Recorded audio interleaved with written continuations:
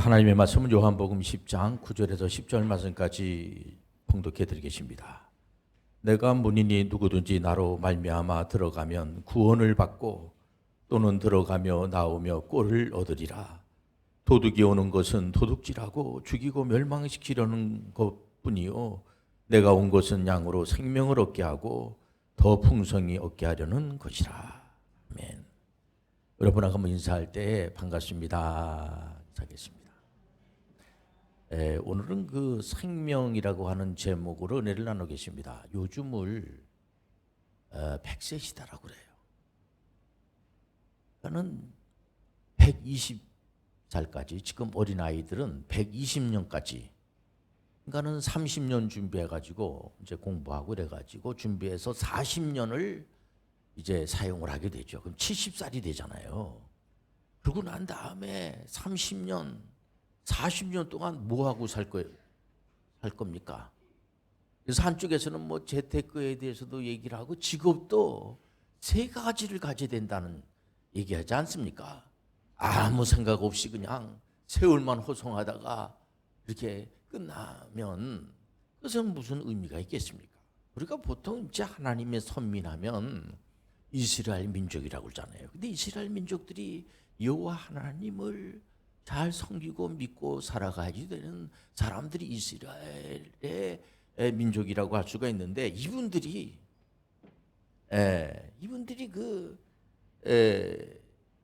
왜 북이스라엘하고 남유다하고 갈라지게 됩니까?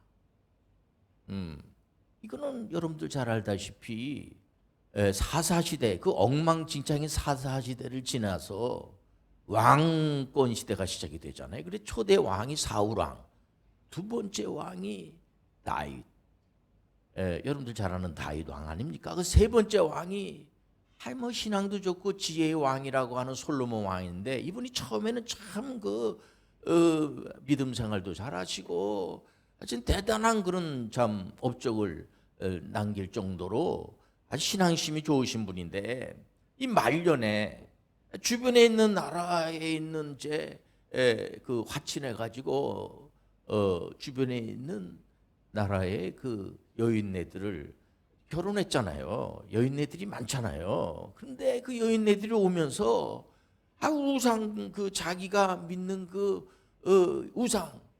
우상의 잡신들을 가지고 막 오다 보니까 예루살렘 그냥 우상 잡신이 아주 그득한 겁니다. 이러다 보니까 우리 하나님께서 이거 안 되겠구나, 이거 이래가지고 북이스라엘하고 남유다하고 이렇게 갈라지게 되잖아요. 그리고 북이스라엘에는 여로보암으로부터 시작이 돼가지고 19명의 왕이 있는데, 이 왕들이 열왕기, 우리가 그 열왕기 상하를 읽으면 왕들에 대한 업적이 나오잖아요. 그 19명의 왕들이 다 우상 숭배하고 그리고 다 악한 왕으로 그 기록이 돼 있어요. 특히 여로보암 같은 경우에는 이 단하고 베델에다가 이 송아지를 갖다 놓고 거기다가 여호와 하나님이라고 이렇게 속이면서 그 제사장들을 전부 다 그냥 멀리하게 하면서 아무나 그냥 제사 지내라고 그러고, 이 사람이 이제 엉망진창이 돼버리고 마는 거죠. 그리고 남유다만 하더라도 느와보암으로 시작을 해가지고, 물론 이제 8명의 왕은 참 그래도 하나님을 섬기고 이름 왕들이지만은 12명의 왕, 그 20명이잖아요. 20명의 왕들은 이 사람들도 우상 숭배하고 아주 악한 왕들로 그 열왕기서에 보면 기록이 돼요. 그러니 이게 80년을 싸우는 거예요. 남유다하고 북이스라엘하고 하도 싸우다가 지쳐가지고 이제 40년 동안 또 안 싸우다가 딴 마지막 50년 동안 더 쌈박질하는 겁니다. 싸움을 해가지고 결국 북이스라엘은 아시리아, 그 지독한 그냥 그 무지막지한 그 아시리아한테 그저 그냥 패해버리고 말고, 남유다만 하더라도 여러분들 잘 아는 바벨로니아의 그 느부갓네살 왕에게 포로로 붙잡혀가지고 70년 동안 그러니까 70년 동안 붙잡혀 가니까 그 바벨론에는 우상들이 많거든요. 그러니까 이 사람들이 우리가 믿는 여호와 하나님은 어디에 있는가? 예배도 못 드리게 하고 성전을 전부 다 해파해버리고, 그러니까 우리 하나님께서 페르시아 제국을 일으켜가지고 고레스 왕이 뭐 하나님을 잘 믿는 사람은 아니잖아요. 여러분들 알다시피 이 사람이 근데 그 애언자 이사야 선지자도 애언하고 고레스라고 하는 사람이 일어나가지고 하나님께서 그럼에도 불구하고 이스라엘 백성들을 불쌍한 마음을 가지고 고레스 왕을 세워가지고 너희들 다시 다 니네 고국으로 가서 예배드리고 다 그렇게 해. 그때에 에스라하고 느헤미야 이런 분들이 이제 등장을 하잖아요. 그래서 에스라하고 느헤미야가 성전 중심으로 우리가 모여야지 됩니다. 그리고 하나님 말씀을 가 믿음대로 살아야 됩니다. 뭐 이러니까 이제 이스라엘 백성들이 노예 생활하고 온 사람들이기 때문에 그렇게 살아야지. 그러고 난 다음에 또 다시 또 본래대로 돌아가고 마는 겁니다. 그래가지고 이제 암흑 시대가 오잖아요. 그리고 신약 시대가 열리게 되는데 그럼에도 불구하고 예수님의 구원 사역은 유대인을 포함한 모든 자들의 하나님이라는 거예요. 우리 하나님은 어떤 유대인들만의 유대인의 하나님이죠. 유대인을 하나님이지만은 유대인을 포함한 모든 분들의 하나님이라는 사실을 예수님께서 가르쳐 주는 겁니다. 하나님의 사랑은 만세전에 인류의 타락으로 죽을 수밖에 없는 인생들을 살려주시기로 아주 작정하시고, 예수님의 그 공생의 공적 사역을 보면 가장 중요한 사역이 예수님께서 제자들을 직접 내가 예수님의 제자가 되고 싶어 그래 예수님의 제자가 되는 게 아니고요. 이렇게 되면은 이게 핑계를 대는 거야. 예수님께서는 직접 선택을 해요. 선택을 하셔가지고 주도적으로 예수님께서 가르치시는 겁니다. 그러다 보니까 예수님께서 중간중간마다 중간고사를 치러요. 가르치고 난 다음에 이 제자들이 제대로 알고 있는가? 그게 뭐냐면 예수 그리스도는 바로 메시아라는 게 주는 그리스도시요. 그리스도라는 게 메시아란 말이에요. 메시아고 살아계신 하나님의 아들이다. 그러니까 예수님께서 가르치고 싶었던 것이 뭐냐면 예수님은 그냥 예수 그리스도가 유명한 어떤 선지자고 예수님께서 구세주가 되고 싶어가지고 예수님 스스로가 막 노력하고 열심을 해가지고 구세주가 되는 그거 아니에요. 예수님이 노력하셔가지고 예수님이 구세주가 됐다. 이런 생각을 가지면 그 이단이에요. 이단 사상이에요. 성경에서는 그렇게 말하고 있지 않습니다. 예수 그리스도는 인류를 구원하시기 위해서 오신 메시아라는 거예요. 그러니까 바로 이분이 생명이나 생명. 근데 예수님의 제자들이 예수님께서 막 오병이어의 기적을 일으키고 막 죽은 자를 살리고 막 이러니까 야 이제 우리 선생님이 이제 유대의 왕이 우리 선생님이 유대의 왕이 되면 내가 이거 벼슬이라도 할 거 아닌가 이런 착각 속에서 있다 보니까 요한복음을 보면은 예수님께서 예수님께 질문하잖아요. 그 제자들이 질문을 하는데 질문다운 질문을 합니까? 동문서답을 하고 있고 마치 우물가에 가가지고 숭늉 찾는 거나 다를 바가 없는 겁니다. 그러나 예수님께서는 일방적으로 십자가에서 피를 흘리시고 십자가 피 흘린 바로 죄사함의 은총이란 말이에요. 피를 흘리시고 제자 부활하시고 그때에 예수님의 제자들이 다 배반하고 다 도망해 버렸잖아요. 그런데도 불구하고 예수님께서 야단치지 않으시고 부활하시고 오셔가지고 계속해서 하나님의 말씀으로 제자들을 설복시키고 부활 승천하시면서까지 그 예수님의 그 제자들이 성령을 받고 난 다음에 완전히 달라지고 마는 겁니다. 그래서 교회 시대가 열리잖아요. 이제 사도 베드로 여러분들 잘 알다시피 바울 사도가 그냥 뭐 그 아시아, 유럽, 로마까지 가가지고 계속해서 쉼틈없이 복음을 전하는 겁니다. 이러면서 이분들이 순교를 당해요. 그 사도 바울 선생님이 이 서신서를 13권을 쓰잖아요. 그러나 예수 그리스도의 제자가 아니에요. 그 바울은.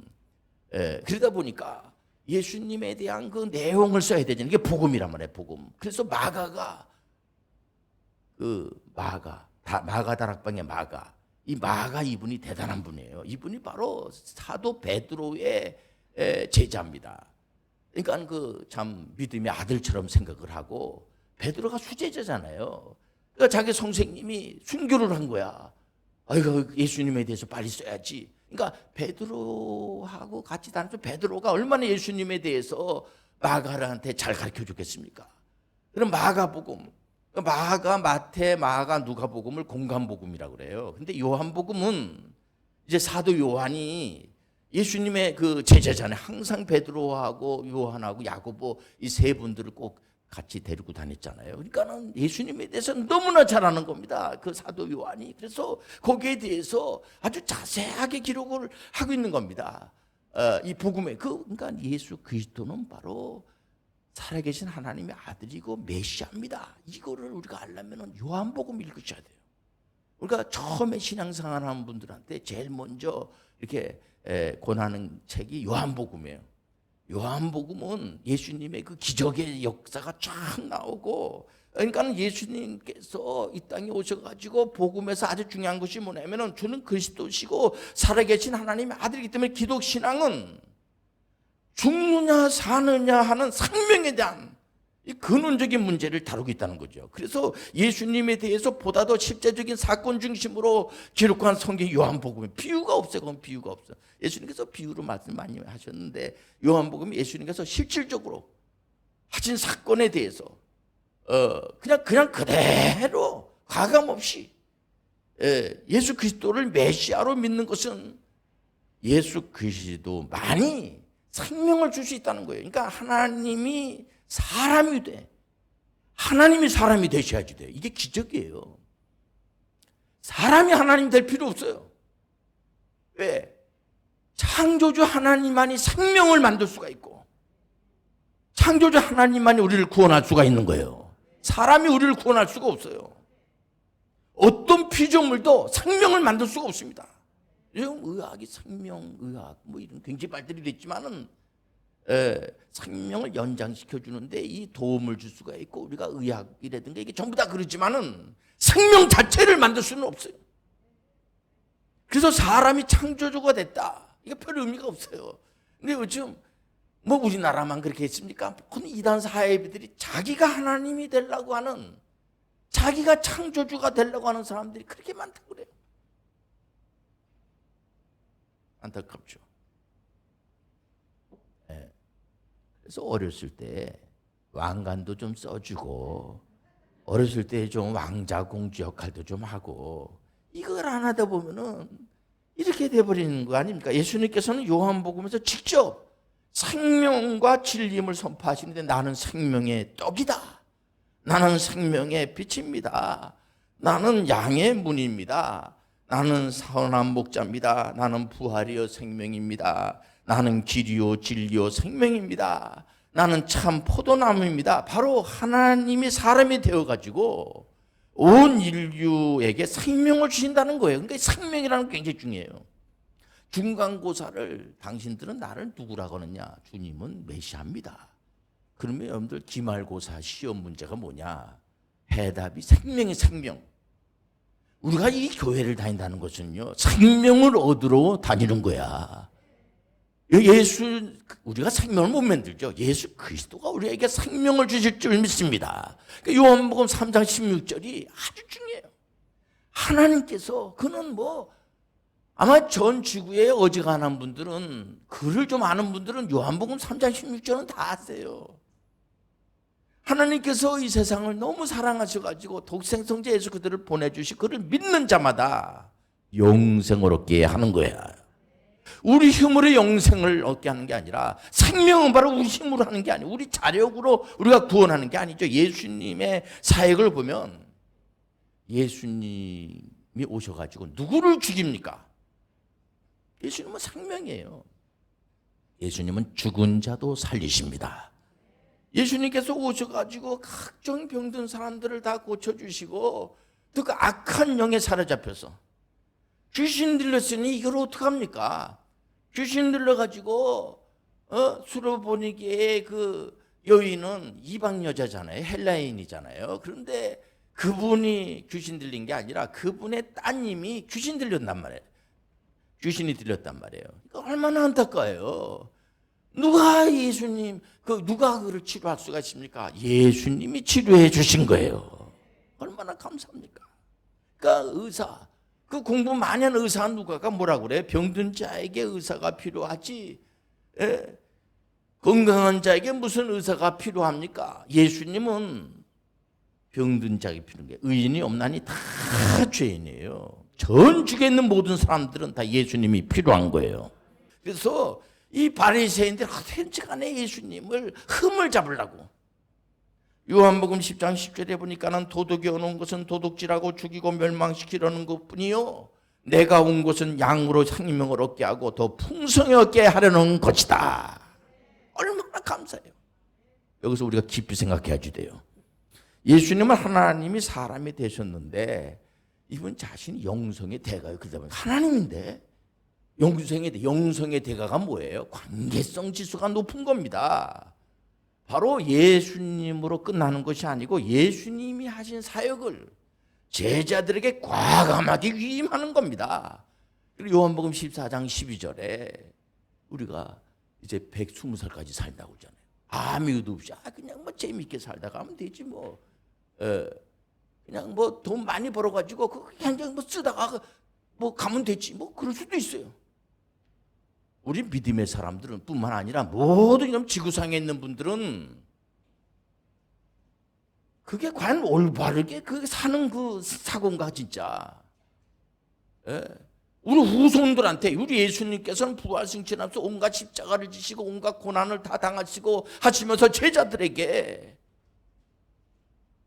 내가 하는 이 귀한 일을 당신들도 할 수가 있고 나보다 더 큰 일도 할 수가 있습니다. 참 대단한 거예요 진짜.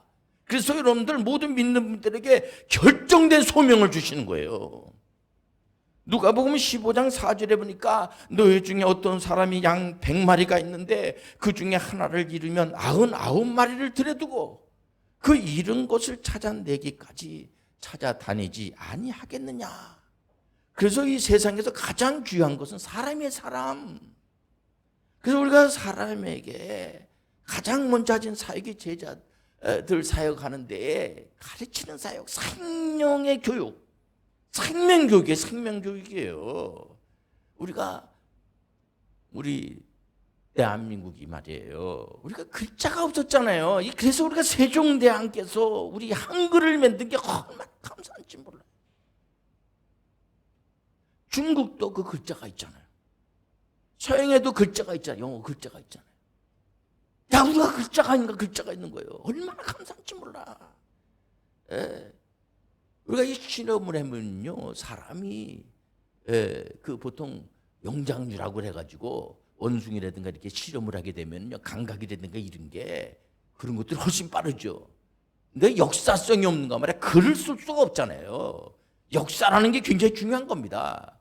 그렇기 때문에 우리 예수님께서 계속 오자마자 교육을 시킨 겁니다. 누가복음 9장 23절에 보니까는 또 우리에게 이르시되 아무든지 나를 따라오려거든 자기를 부인하고 날마다 제 십자가를 지고 나를 따를 것이니라. 그래서 예수님도 내 뜻대로 마옵시고 아버지 뜻대로 하옵소서. 요즘은 시간 압축 기법을 써야지 돼요. 이제는 직업을 3가지나 가져야 되니까 이제 우리가 인류를 구원하고 남의 나라들을 그냥 괴롭히고 그런 것이 아니라 민폐를 끼치면 안 돼요. 이젠 그래서 NC 요즘 국가 직무 능력 그 표준이라고 하는 것을 만들었어요. 그래서 그게 뭐냐면은 이제는 지식과 기술과 소양 요 3가지가 중요하다. 그래서 보통 요즘 공무원 시험이라든가 일반 그 기업에서도 전부 다 국가 직무 능력 표준 기준에 맞춰서 시험을 봐요. 기본적인 상식이 있어야 된다는 거예요, 보면은요. 그러니까는 그 예수님께서도, 나름대로 하나님의 그 모든 것을 내 뜻대로 마옵시고 아버지 뜻대로 연결이 되는 게 예수님께서 무화승천하시고 하나님 우편에서 그냥 끝난 게 내일은 다 끝나서 그게 아니고 성령님을 보내주시고 계속해서 연결이 돼 있는 거예요. 우리는 그래서 외롭지 않음을 하시길 바랍니다. 성경적 역사는 진실된 실제입니다. 거짓이 없기 때문에 많은 분들이 생명 살리는 복음에 열정을 다하는 거예요. 사도 바울은 믿음의 아들 디모데, 바울은 원래 결혼을 안 했어요. 자녀가 없죠. 그런 분인데도 이분은 영적인 자녀들이 얼마든지 많아요. 그래서 디모데후서 2장 2절에 보니까 내게 들은 바를 충성된 사람들에게 부탁하라. 그들이 또 다른 사람들을 가르칠 수 있다. 그래서 복음이 가는 곳마다 그것이 중심이 되는 거예요. 역사의식이 분명한 거예요. 그러니까 오늘 이 장로님이 기도한 대로 군 전문인 선교사, 또 지금 이번에 전문인 선교 대상을 받은 WCPM에서 받은 분들 중에서 보면은요, 그 직장인들에게 그 복음을 전하는 그 협의회가 있어요. 그 총재 되시는 분 보니까 거기 수십만 명이나 되는 분들한테 이 하나님의 말씀을 가르쳐가지고 그 속에도 직장 안에도 하나님의 신이 운행함을 하시길 바랍니다. 그래서 복음은 죽이는 것이 아니잖아요. 모두 살리는 생명이라는 걸 아시길 바랍니다. 복음이 확산이 되면 거기는 그냥 중심이 되고, 복음이 확산이 되면 악한 영의 세력들이 물러나고 행복한 세상이 된다는 거예요. 많은 분들이 행복한 삶을 살기로 해요. 그러나 악한 영의 세력이 있다는 걸 아셔야 돼요. 곳곳마다 악한 것들이 그렇게 행복하게 살게끔 하진 않아요. 그저 다툼이 일어나게 하고 전쟁이 일어나게 하고. 왜 우리가 국방력을 강화시킵니까? 국방력도 경쟁력이 있어야 돼. 경제력이 있어야 되는 겁니다. 우리가 왜 외세 침략을 늘 받았어요? 주변 나라들로부터 이게 군사력이 약한 거예요. 이게 맨날 탕파 싸움만 하고 맨날 안에서 맨날 싸우느냐고. 지금 완전히 달라졌죠. 요즘 청년들이 그래도 전 이번에 감사한 게 여자분들은 군을 의무 복무할 필요가 없지 않습니까? 아직은 법이 여자분들은 가는 걸 안 돼 있지만은 이게 우리가 사단법인에서 이 3.1절 행사, 6.25 또 이런 6.25 이게 기억을 해야 돼. 전쟁이 일어나면 안 돼요. 8.15 해방 이제 예배를 자꾸만 드리고 하다 보니까 거기 설교하시는 목사님들이 애국심에 대한 설교를 자꾸만 하다 보니까 우리 청년들이, 여자 청년들이 그 설교를 듣고 대학을 졸업을 하고, 내가 군대 가서 이 나라를 먼저, 다른 일이 많이 있지만은 내가 애국심을 가지고 내가 먼저 그래서 군 장교로 가는 거를 내가 볼 때 하나님께서 보호하사 우리나라 만세. 청년들이 그런 생각을 가지고 있어요. 그래도 우리 청년들이 나라를 지켜야 되겠다고 하는, 자기가 안 지키면 누가 지키냐 이게요. 우리가 남의 나라를 쳐들어가는 거는 이건 아니죠. 믿음의 사람들이. 그러니까 우리가 힘을 길러야지 주변 나라들도 평화와 행복한 나라가 된다는 사실 아시길 바랍니다. 그래서 전쟁 억제라는 것은 우리가 먼저 나라를 지키고 나부터 먼저 지키고 그런 게 있어야 돼요. 여러분들 정말 믿음으로 생명된 예수님을 만나서 행복한 삶을 사시길 바랍니다. 이제 100세 시대잖아요. 기도하겠습니다. 하나님 아버지, 우리 사랑하는 모든 교우들이 예수 그리스도를 믿고 풍성한 삶을 살게 도와 주옵소서. 예수님의 이름으로 기도드리옵나이다. 아멘.